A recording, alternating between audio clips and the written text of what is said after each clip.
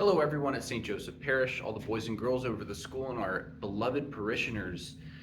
Today, on this very day, we celebrate St. Rose of Lima, and we can continue to recognize her importance in the church throughout this week and throughout our entire lives. Why? St. Rose of Lima was a great saint in Peru. In fact, she was the first canonized saint of the Americas, of North and South America altogether, the very first one. She was born in 1586, and she lived in a difficult time, as one would imagine, in the Americas in the 1500s. And in the 1600s, early 1600s, she passed away, and she became sick at the age of 31, such a very young age. But her entire life, from a very early age, she devoted and cultivated a spirit of prayer within her soul.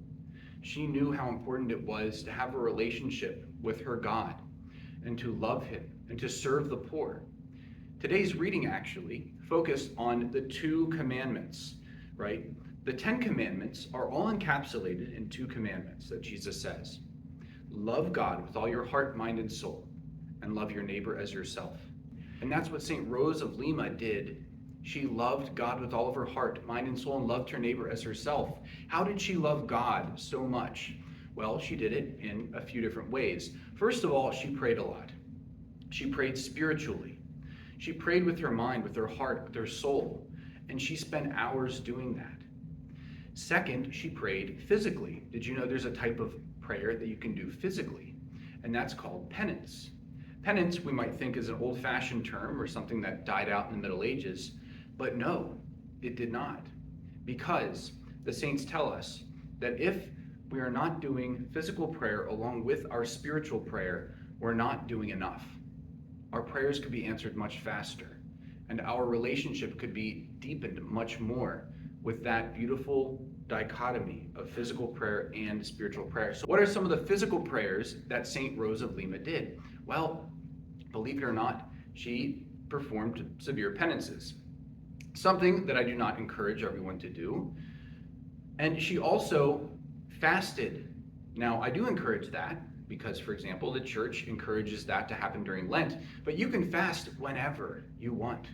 For a specific intention, you can fast for intentions that you want answered, for the conversion of your brother or your sister or your grandchildren, for your great aunt who's in the hospital.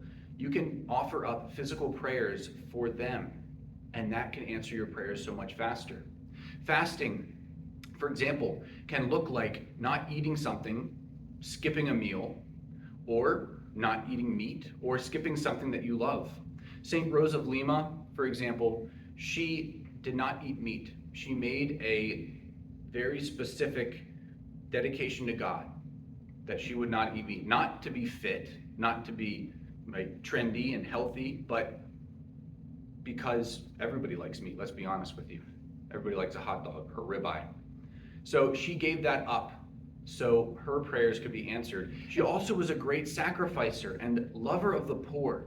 She helped the poor and the needy because she herself became poor. She made herself poor.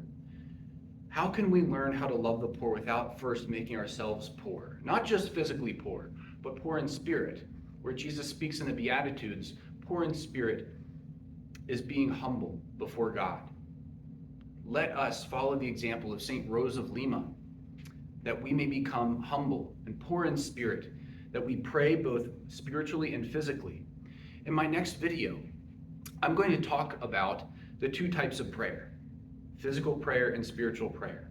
Oftentimes, we only think about spiritual prayer, but we have to do physical prayer as well. God bless you.